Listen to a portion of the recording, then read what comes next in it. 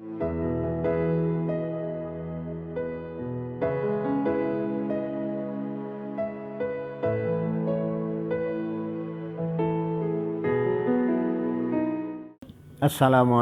warahmatullahi wabarakatuh. Para pemirsa yang berbahagia, pada kesempatan kali ini marilah kita lanjutkan pembahasan kita tentang bahagia. Seperti telah saya sampaikan bahwa bahagia itu adalah kepuasan yang muncul di dalam hati setelah dia atau karena dia telah mencapai apa yang dia inginkan atau apa yang dia cintai ini. Jadi bahagia jelas merupakan akibat dari upaya meraih apa yang diinginkannya ini. Oleh karena itu orang-orang yang sukses itu bisa dikatakan pasti bahagia. Karena orang sukses adalah orang yang telah bekerja keras untuk berusaha mencapai atau meraih apa yang diinginkannya ini. Oleh karena itu di dalam satu ungkapan dikatakan faman laisa lahu raghbah fi syai' la yafrahu husuluhu lahu wa la yahzunu fawatuhu.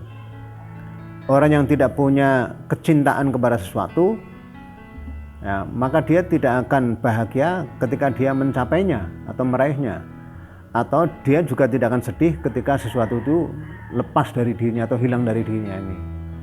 Nah, di sini jelas bahwa bahagia betul-betul mengikuti apa yang namanya cinta dan keinginan, ya. Jadi cinta dan keinginan itu adalah merupakan prasyarat untuk bisa mendatangkan kebahagiaan ini. Nah, sementara cinta dan keinginan atau cinta dan keinginan ini hanya muncul setelah orang itu mengetahui akan manfaat sesuatu. Nah, misalnya orang melihat wanita cantik misalnya, dia senang melihatnya ini. Itu menggambarkan bahwa dia tertarik dengan sesuatu yang memang berguna. Nah, oleh karena itu lalu dia berusaha untuk mendapatkannya.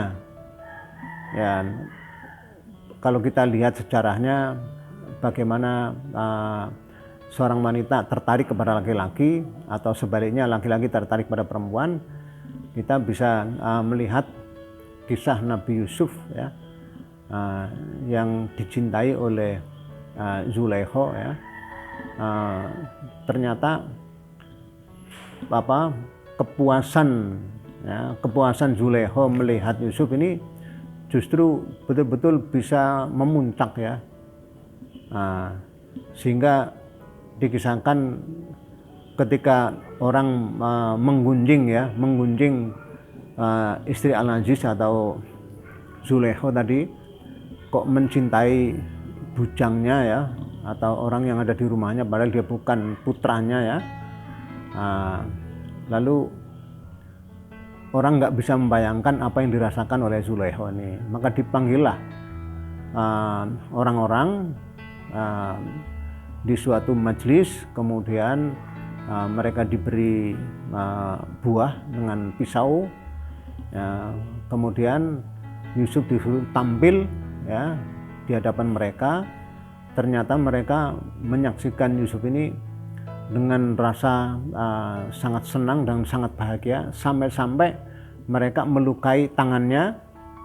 Itu tak terasakan. Itu menggambarkan bahwa kebahagiaan betul-betul bisa sampai ke tingkat sedemikian rupa ini.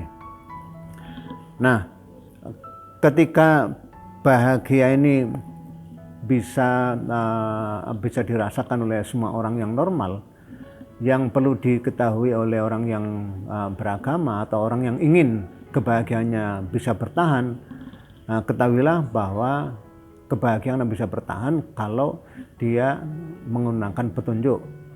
Nah, sederhana sebenarnya nih, petunjuk Allah ini kalau disederhanakan, ya, bahwa orang kalau berbuat baik dia akan senang.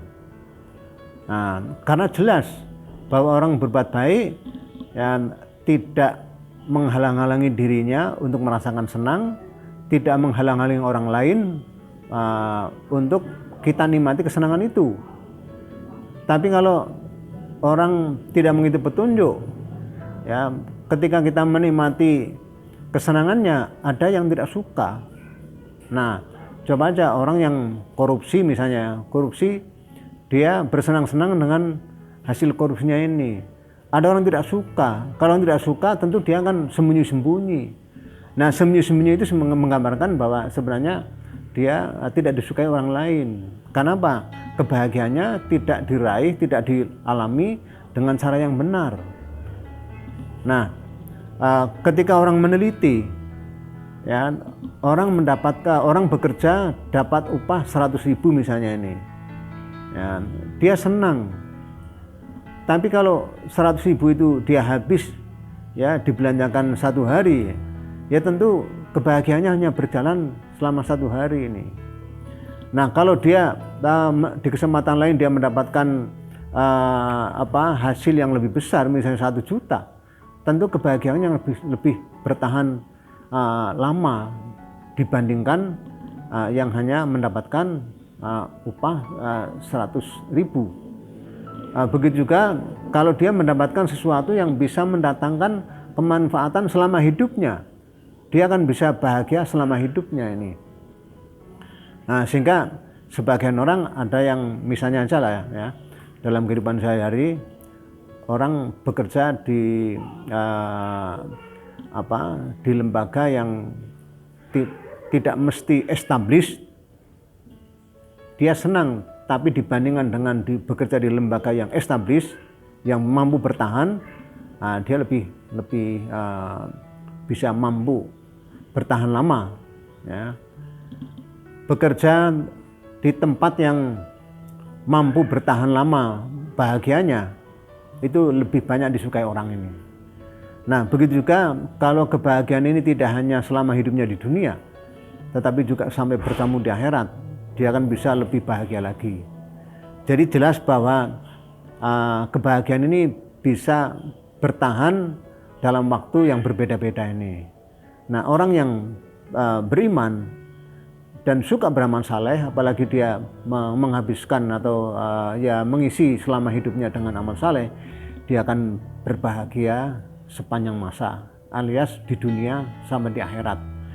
Bahkan ya, dia sulit untuk bisa dibikin susah atau sedih ini, karena apapun yang terjadi itu mendatangkan keuntungan baginya ini. Nah, seperti dalam sabda Rasulullah pernah bersabda, ajaban li amril mukmin, ya, amat kagum terhadap urusan orang beriman ini. Li anna amrahu kullahu lahu khair, karena segala urusannya itu baik bagi dirinya ini. Loh, mengapa?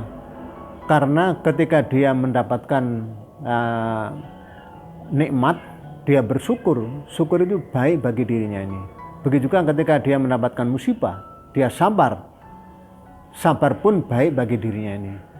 Nah, di dalam surat Az-Zumar ayat 10 dikatakan, innama yuwaffas sabiruna ajrahum bighairi hisab. Orang yang sabar justru akan diberi balasan tanpa hisab. Artinya apa? Meskipun yang datang itu musibah, kalau disikapi dengan sabar tetap membawa keuntungan. Keuntungan ini membuat dirinya bahagia ini. Bahagia dunia akhirat. Nah, itulah yang diharapkan oleh semua manusia ini. Meskipun prakteknya berbeda-beda ini.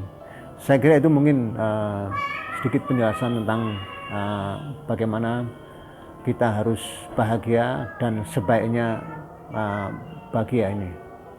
Kurang lebihnya mohon maaf. Akhirul kalam, wassalamualaikum warahmatullahi wabarakatuh.